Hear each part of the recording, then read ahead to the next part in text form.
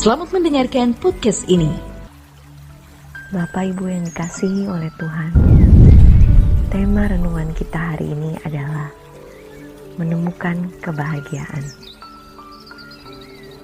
Roma 11 ayat 36 mengatakan, sebab segala sesuatu adalah dari Dia, dan oleh Dia, dan kepada Dia.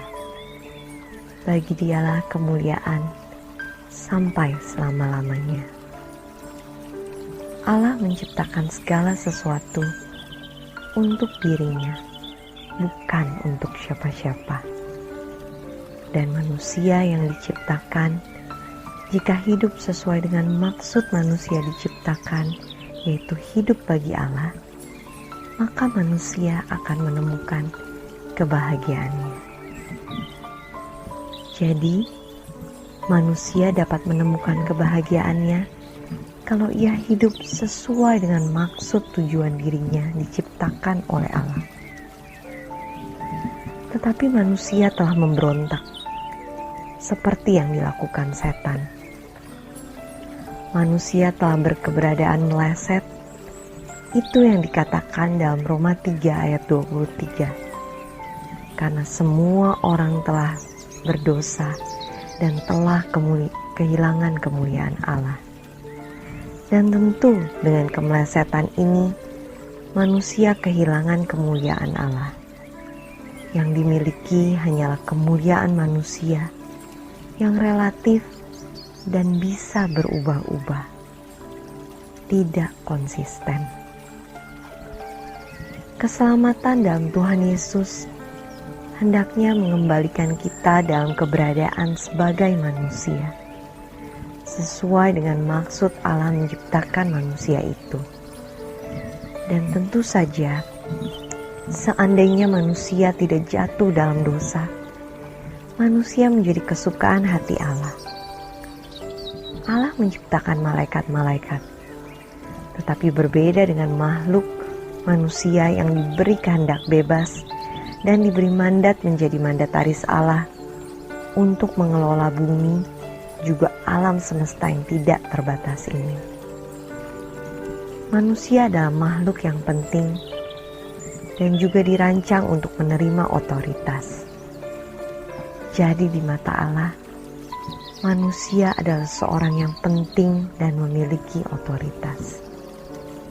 Dan jika manusia tidak memberontak kepada Allah dan memenuhi apa yang Allah kehendaki, manusia menjadi kesukaan Allah, dan tidak berlebihan kalau dikatakan manusia menjadi kesukaan Allah lebih dari apapun yang Allah miliki dan Allah ciptakan. Tetapi manusia telah memberontak. Rencana Allah gagal untuk sementara atau tertunda.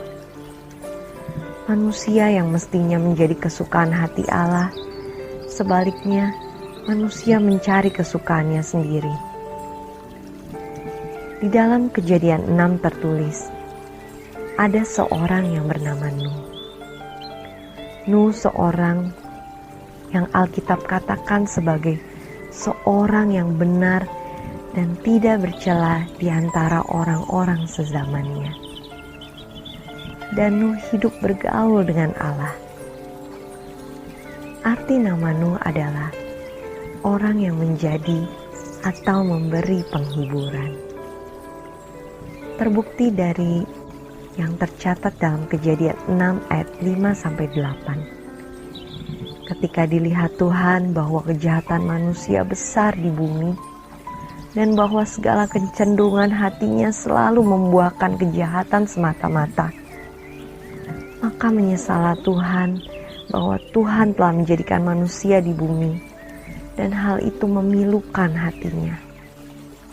Berfirmanlah Tuhan, aku akan menghapuskan manusia yang telah kuciptakan itu dari muka bumi, baik manusia maupun hewan, dan binatang-binatang melata, dan burung-burung di udara. Sebab aku menyesal bahwa aku telah menjadikan mereka. Tetapi Nuh mendapat kasih karunia di mata Tuhan. Di tengah-tengah manusia yang rusak dan bejat, ada sosok manusia yang menjadi kesukaan dan penghiburan hati Allah. Setelah itu, hampir tidak ditemukan manusia seperti itu. Sampai di Injil Matius 3 ayat 17, ketika Allah menyatakan satu sosok pula yang menjadi kesukaannya. Inilah anakku yang kukasihi, kepadanya lah aku berkenan. Tentu Yesus yang di dalam Ibrani 2 ayat 17 dalam segala hal disamakan dengan manusia. Meskipun memiliki peluang untuk berbuat salah, tetapi Yesus memilih taat.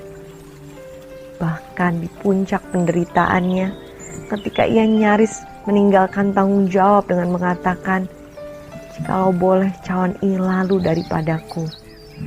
Bahkan ketika ia disalib dalam penderitaan yang hebat saat Allah Bapa meninggalkan dirinya, ia berseru, bukan bersandiwara, "Allahku, Allahku, mengapa engkau tinggalkan aku? Eloi, Eloi, lama sabachthani." Ia tetap mengakhiri dengan satu komitmen, "Bukan kehendakku yang jadi, tapi kehendakmu." Ia tetap mempercayai Allahnya. Yesus menjadi kesukaan dan penghiburan hati Bapa di surga. Alkitab mencatat bahwa ia telah berhasil menjadi manusia sesuai rancangan Allah semula, berkenan. Yang karena kesalehannya, ia dibangkitkan. Ia menjadi yang sulung di antara banyak saudara. Dan karena dia telah berhasil, ia bisa menjadi pokok keselamatan. Artinya dia menjadi komposer, pengubah, sekaligus menjadi teladan bagi manusia lain, supaya juga mengikuti kehendaknya. Pertanyaannya, siapakah manusia lain yang bisa mengikuti jejaknya?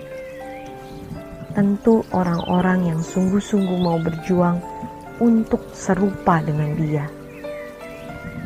Pertanyaan penting yang harus kita kemukakan pada diri kita sendiri dan benar-benar kita persoalkan adalah, apakah saya makin hari makin serupa dengan Kristus? Di mana kita sepikiran dan seperasaan dengan Allah, dan segala sesuatu yang kita lakukan selalu sesuai dengan pikiran dan perasaan Allah. Sehingga di tengah-tengah dunia yang gelap dan jahat ini, kita menjadi kesukaan hati Allah dan bisa menjadi penghiburannya.